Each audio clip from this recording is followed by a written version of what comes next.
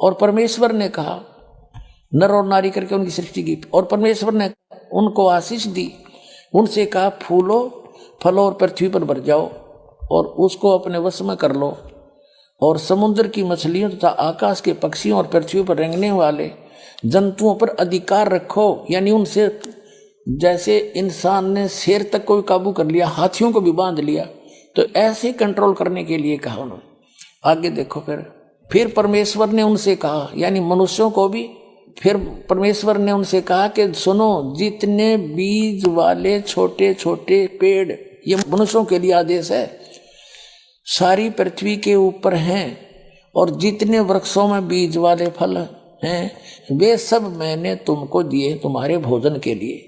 मनुष्य के लिए उस अल्लाह ताला का आदेश, अल्लाह अकबर, जिसने 6 दिन में सृष्टि रची, 7वें दिन तख्त पर जा बैठा, वो है अल्लाह अकबर है, वो अल्लाह कबीर है, वो कंप्लीट गॉड है, वो सर्जनहार है, वो क्रिएटर है।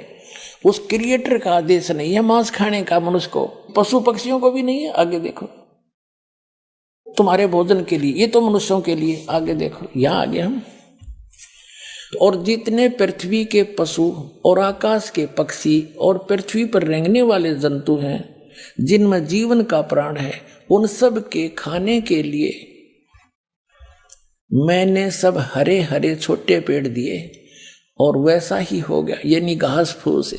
और तब परमेश्वर ने जो कुछ बनाया था वो देखा, तो क्या देखा, वह बहुत अच्छा है। तथा सांझ हुई, फिर भोर हुआ, इस प्रकार ये 6वां दिन हो गया। अब 7वां दिन, यूं आकाश और पृथ्वी और उनकी सारी सेना का बनाना समाप्त हो गया, और परमेश्वर ने अपना काम जिसे वह करता था 7वें दिन समाप्त किया, और उसने अपने किए हुए सारे काम से 7वें दिन विश्राम किया। और परमेश्वर ने 7वें दिन को आशीष दी और पवित्र ठहराया, क्योंकि उसमें उसने सृष्टि की रचना के अपने सारे काम से विश्राम लिया।